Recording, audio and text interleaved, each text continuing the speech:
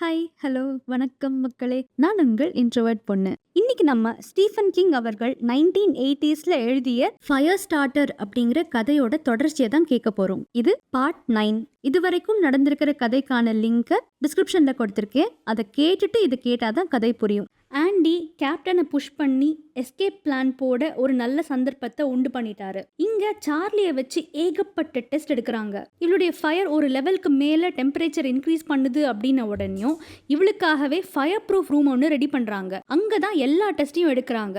எப்பெல்லாம் சார்லி டெஸ்ட்டுக்கு ஓகே சொல்றாலோ அப்பெல்லாம் அவளுக்கு சில சலுகைகள் கொடுக்கறாங்க. அதுல ஒண்ணுதான் ஹார்ஸ் ரைடிங். ஷாப்போட ஹெட் குவார்ட்டர்ஸ்லயே ஸ்டேபிள் மாதிரி ஒரு இடம் இருக்கு. அங்கதான் குதிரைகளை வச்சிருக்காங்க. அதுல சார்லிக்கு ஒரு ஃபேவரட்டான குதிரையும் இருக்கு. அதுலதான் சார்லி சவாரி செய்வா. எப்பவுமே ரெயின்போர்டோட தான் சார்லி ஹார்ஸ் ரைட் பண்ணுவா. ஆனா நைட் தூங்கும் போது அடிக்கடி ஒரே கனவு திரும்ப திரும்ப வருது சார்லிக்கு. சார்லி மட்டும் ஹார்ஸ் ரைடிங் தனியா போற மாதிரி அவளுடைய ஃபேவரட்டான குதிரை மேலதான் சவாரி செய்யறா. இவளே ஏற்படுத்திய ஒரு ஃபயர்ல இருந்து எஸ்கேப் ஆக ட்ரை பண்றா. அது ஒரு காடு மாதிரியான இடம். அந்த குதிரை எல்லா தடைகளையும் தாண்டி ஜம்ப் பண்ணி ஓடுது, வேகமா ஓடுது. அந்த காடை விட்டு வெளியே வர சமயம் லாஸ்ட் மினிட்ல ஏதோ ஒரு ஆள் இவளுடைய பாதையில வந்து நிக்கிறான். அந்த ஆள் யாருன்னு சார்லிக்கு சரியா தெரியல.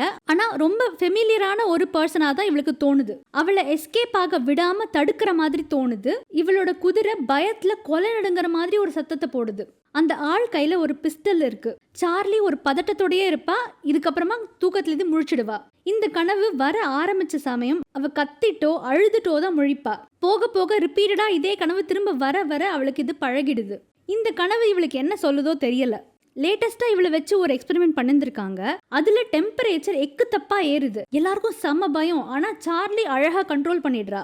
இந்த எக்ஸ்பெரிமெண்ட் பொழுது சார்லி மேல பல டெஸ்டிங்ஸ் எடுப்பாங்க. அவளுடைய பிபி எப்படி இருக்கு, ஹார்ட் ரேட் எப்படி இருக்கு, மூளை செயல்பாடுகள் எப்படி இருக்கு, அதெல்லாம் எடுப்பாங்க. அவளோட பிசிக்கல் அண்ட் மென்டல் கண்டிஷன்ஸை டெஸ்ட் பண்ற மாதிரி பல விஷயங்கள். அந்த ரிசல்ட்ஸை ஒரு எக்ஸ்பர்ட் அனலைஸ் பண்றாரு. டெஸ்டோட ரிசல்ட்ஸ் என்ன சொல்லுதுன்னா, சார்லி ரொம்ப ஈஸியாவே பெரிய பெரிய ஃபயர் எல்லாம் அலட்டிக்காம ரொம்ப ஈஸியாவே ஸ்டார்ட் பண்ணிடுறா அப்படின்னு சொல்றாரு. டெம்பரேச்சர் இன்க்ரீஸ் ஆனாலும் அவளுடைய உடம்புலையும் பிரெயின்லையும் எந்த பாதிப்பும் இல்லை, எந்த மாறுபாடுகளும் இல்லை. அந்த எக்ஸ்பர்ட் என்ன வார்ன் பண்றாருன்னா, அலட்டிக்காம இவ்வளோ ஸ்ட்ராங்கான பயங்கரமான டெம்பரேச்சருக்கு இவளோட ஃபயர் போகுதுன்னா அவ மனசு வச்சா என்ன ஆகும்னு யோசிச்சு பாருங்க. உலகமே அழியக்கூடிய பவர் இவகிட்ட இருக்கு அப்படின்னு சொல்றாரு. ஏற்கனவே டாக்டர் வான்லெஸ் கேப்டனுக்கு சொன்னதை இப்போ ரிசர்ச்சால ப்ரூவும் பண்ணிட்டாங்க. டாக்டர் அண்ட் ரிசர்ச் டீமுக்கு இன்னும் பயம் ஜாஸ்தி தான் ஆகுது. அந்த பயத்தை இன்னும் ஜாஸ்தி பண்ற மாதிரி சார்லி ஒரு விஷயத்த பண்றா. சார்லி டாக்டர் கிட்ட என்ன சொல்றா, எங்க அப்பாவை எனக்கு பார்க்கணும், நீங்க அதுக்கு அரேஞ்ச் பண்ணணும். அப்படி அதுக்கு அரேஞ்ச் பண்ணலைன்னா நான் எந்த டெஸ்ட்டுக்கும் கோஆப்ரேட் பண்ண மாட்டேன். அண்ட் என்னுடைய கேப்பபிலிட்டிஸ் உங்களுக்கு தெரியும், நான் என்ன வேணா செய்வேன் அப்படின்னு சொல்றா, வார்ன் பண்றா. போக போக சார்லிக்கு அப்பர் ஹேண்ட் இருக்கிற மாதிரி இருக்கு. ஆனா அவ ஆசைப்பட்டு இந்த மாதிரி பிளாக்மெயில் பண்ணல. சார்லிக்கு பயமா இருக்கு. அவ கண்ட்ரோலை மீறி மேண்டஸ் ஃபார்ம் மாதிரி இன்னொரு இன்சிடென்ட் நடந்துருமோ அப்படிங்கிற பயம். அந்த பயத்தோட வெளிப்பாடு தான் இது. சார்லிக்கு அவ அப்பாவை பார்த்தா போதும். அப்பாவுக்கு தெரியும் எது நல்லது எது கெட்டது, எப்ப ஸ்டாப் பண்ணணும் எப்ப ஸ்டார்ட் பண்ணணும், எல்லாமே அப்பாவுக்கு தெரியும். இந்த சைட் ஆண்டி அசிஸ்டன்ட் டாக்டரோடைய ஃபியூனரலுக்கு கேப்டனோட போறாரு. போயிட்டு திரும்ப வரும்பொழுது தான் அவரோட பிளானை எக்ஸிக்யூட் பண்றாரு. 25 நிமிடங்கள் இருக்கு ஆண்டிக்கு கேப்டன் கிட்ட இருந்து பல விஷயங்களை தெரிஞ்சுக்க அண்ட் இவருக்கு வேணுங்கிற விஷயத்த கேப்டனை வச்சு சாதிக்க. ஏற்கனவே சொன்ன மாதிரி கேப்டன் தான் காரை ஓட்டுறாரு. வேற யாரும் இந்த கார்ல இல்ல. ஆண்டியும் கேப்டனும் மட்டும்தான் இருக்காங்க. ஆண்டி அவருடைய பவர்ஸை யூஸ் பண்ணி கேப்டனுக்கு ஒரு மைல்ட் புஷ் கொடுக்கறாரு. சார்லியை வச்சு இவங்க என்ன பிளான் பண்ணிருக்காங்க, எப்போ இந்த எக்ஸ்பெரிமெண்ட்டை ஸ்டாப் பண்ணுவாங்க அப்படின்னு கேட்டு தெரிஞ்சுக்கிறாரு. ரெயின்போர்டோட பிளான் என்னன்னா, சார்லி டெஸ்ட்டுக்கு சம்மதிக்க மாட்டேன் அப்படின்னு ஒரு பாயிண்ட்ல சொல்லுவா இல்லையா, எங்க அப்பாவை பார்த்தாதான் நான் டெஸ்ட்டுக்கு சம்மதிப்பேன்னு சொல்லுவா. அந்த பாயிண்ட்ல ரெயின்போர்டை வச்சே சார்லியை மேனிபுலேட் பண்றது தான் இவங்களுடைய பிளான். நம்ம 2 பேரும் ரகசியமா பேசின விஷயங்கள் எல்லாம் ஷாப்புக்கு தெரிஞ்சு போச்சு. அதனால நீ அவங்க கூட கோஆப்ரேட் பண்ணலன்னா அவங்க என்ன வேலையை விட்டு தூக்கிடுவாங்க, என்ன அடைச்சு வச்சு சித்திரவதை பண்ணுவாங்க அப்படிங்கிற மாதிரி பொய் சொல்லி மேனிபுலேட் பண்றது தான் அவனுடைய பிளான். கேப்டன் ஒரு ஸ்டெப் மேல போய் ரெயின்பர்ட் தான் சார்லியோடைய சப்ஸ்டிடியூட் அப்பா அப்படின்னு சொல்லிடுறாரு. இதை கேட்குற ஆண்டிக்கு மனசே உடஞ்சிடுது. ஆனா எஸ்கேப் பிளான்ஸ் போடணுமே, ஸோ மற்ற விஷயங்களை கேட்டு தெரிஞ்சுக்கிறாரு. ஆண்டியை அடுத்த சாட்டர்டே வேற கேம்பஸ்க்கு ஷிஃப்ட் பண்ண போறாங்கன்னு தெரிஞ்சுக்கிறாரு. அதுக்கு ஒரு ஆர்மி பிளேன்ல போக போறதாவும், அந்த பைலட் ஒரு ஆர்மி மேஜர் இந்த கேப்டனோட ஃப்ரெண்டு தான். அவங்க 2 பேரும் சேர்ந்து கோல்ஃப் விளையாடுவாங்களாம். பிளேன்ல பைலட் அண்ட் ஆண்டியை தவிர்த்து 2 கார்ட்ஸ் வருவாங்க அப்படின்னு சொல்றாரு கேப்டன். ஆண்டி கேப்டனை இன்னும் கொஞ்சம் புஷ் பண்ணி என்ன சொல்றாருன்னா, சாட்டர்டே உடைய ஸ்கெட்யூல்ல வென்ஸ்டேக்கு அட்வான்ஸ் பண்ண சொல்றாரு. அதாவது 3 நாள் முன்னாடியே போற மாதிரி. ஆண்டிக்கு என்ன பயம்னா, ரொம்ப டிலே செஞ்சா கேப்டனும் அந்த அசிஸ்டன்ட் டாக்டர் மாதிரி அஃபெக்ட் ஆயிடுவாரோ அப்படின்னு ஒரு பயம். அண்ட் யாருக்கும் சந்தேகம் வரத்துக்குள்ள சீக்கிரமாவே எஸ்கேப் ஆனா நல்லது இல்லையா, அதனாலதான் அட்வான்ஸ் பண்ண சொல்றாரு. இதுக்கப்புறமா ஆண்டி கேப்டன் கிட்ட என்ன சொல்றாரு, அந்த வென்ஸ்டே போக வேண்டிய பிளேன்ல ஆண்டியோட சேர்த்து கேப்டனும் வரணும் அப்படின்னு சொல்றாரு. அந்த 2 கார்ட்ஸை டைரக்டா ஏர்போர்ட்லயே வந்து மீட் பண்ண சொல்லுங்க அப்படின்னு சொல்லிடுறாரு. நடுவுல ஃபியூலிங்காக ஒரு ஏர்போர்ட்ல பிட் ஸ்டாப் பண்ணுவாங்க. அது எந்த இடம் அப்படின்னு உங்க ஃப்ரெண்டு கிட்ட கேட்டு தெரிஞ்சுக்கோங்க அப்படின்னு சொல்றாரு. வென்ஸ்டே மத்தியானம் 3 மணிக்கு ஃபிளைட்டு, 12:30 மணிக்கு ஷாப்ல இருந்து கிளம்புற மாதிரி பிளான். போகும்பொழுது சார்லியையும் கூட்டிட்டு தான் போறோம் அப்படின்னு புஷ் பண்றாரு. அண்ட் அந்த வென்ஸ்டே ரெயின்பர்டுக்கு ஏதாவது வேலை கொடுத்து வேற ஏதாவது இடத்துக்கு போக சொல்லிடுங்க அப்படின்னு சொல்றாரு.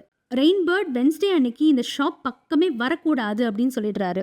இதெல்லாம் பண்ண ஆண்டிக்கு செம்ம தலை வலிக்குது. ஆனாலும் இன்னும் கொஞ்சம் புஷ் பாக்கி இருக்கு. அவருடைய பாக்கெட்ல இருந்து ஒரு லெட்டர் எடுத்து கேப்டன் கிட்ட கொடுத்து, இத இன்னைக்கே நீங்க சார்லி கிட்ட கொடுக்கணும், யாருக்கும் தெரியாம யாருக்கும் சந்தேகம் வராம கொடுக்கணும்னு சொல்லி தந்துடுறாரு. இப்ப சொன்ன எல்லாமே கேப்டனுக்கு தானே தோன்றிய ஐடியாஸ் மாதிரி இருக்கும் அப்படின்னு புஷ் பண்றாரு. ஆண்டி இவர்கிட்ட பேசின விஷயங்கள் எதுவுமே கேப்டனுக்கு ஞாபகம் இருக்காது அப்படின்னு ஒரு புஷ் கொடுத்துடுறாரு.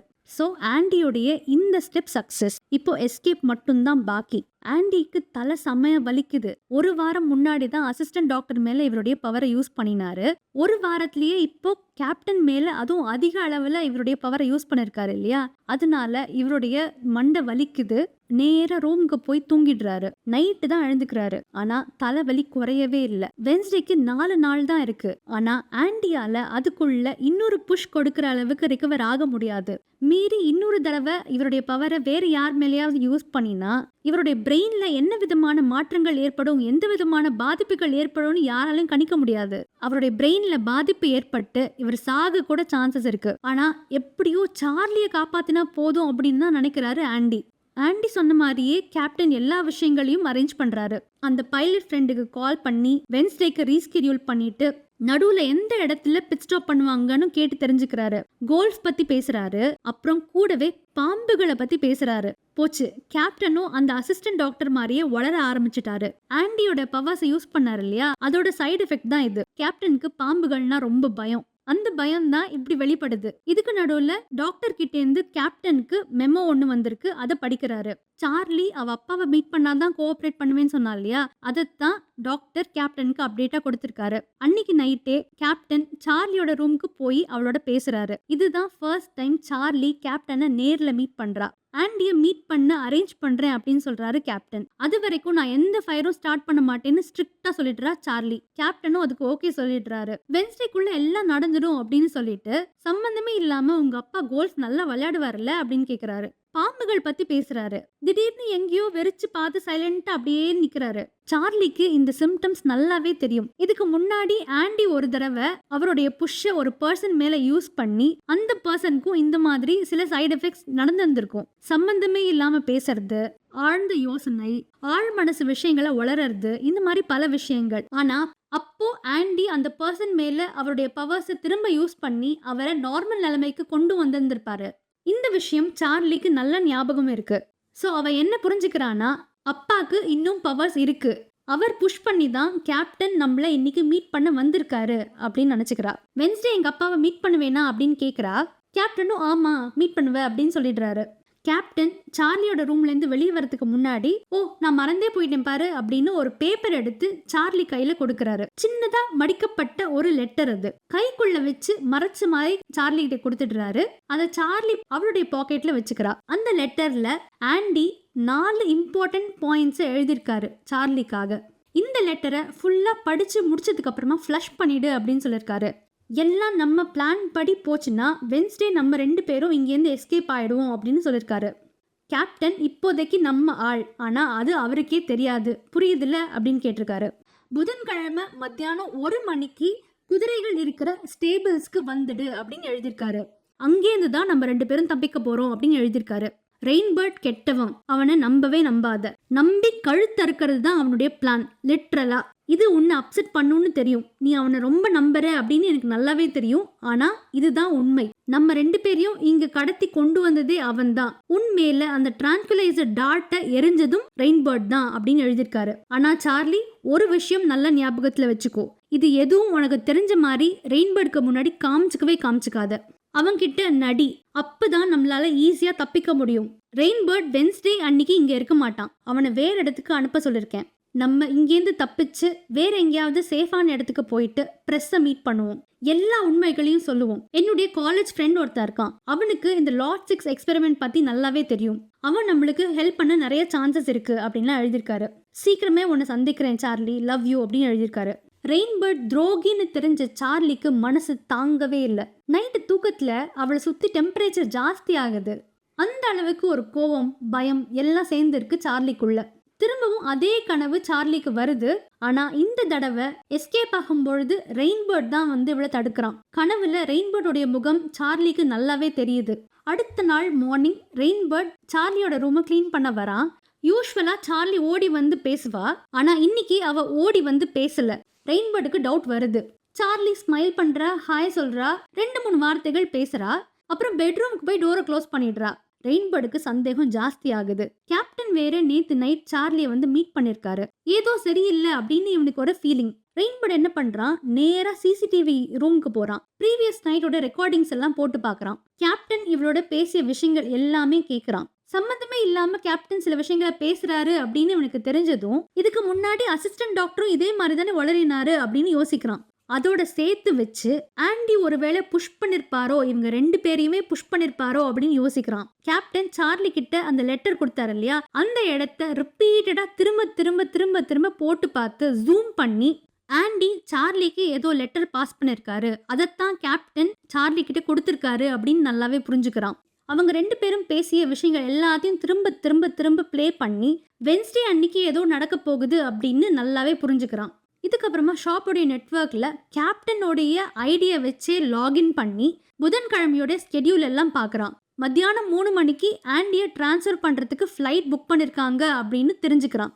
ஸோ அன்னைக்கு தான் ஆண்டியும் சார்லியும் எஸ்கேப் ஆக பிளான் பண்ணியிருக்காங்க அப்படின்னு ரெயின்பர்டுக்கு நல்லாவே தெரியுது. போச்சு, இவன் என்ன பிளான்ல இருக்கானோ தெரியலையே. சார்லி அவ அப்பாவை மீட் பண்ணுவாளா, எஸ்கேப் ஆவாங்களா, ரெயின்பர்ட் விடுவானா, பார்க்கலாம் அடுத்த எபிசோட்ல. இதுக்கப்புறமா இன்னும் ஒரே ஒரு எபிசோட் தான் பாக்கி, கிளைமேக்ஸ் நெருங்கிட்டோம். அந்த எபிசோட எவ்வளவு சீக்கிரம் முடியுமோ அவ்வளோ சீக்கிரம் அப்லோட் பண்ணிடுறேன்.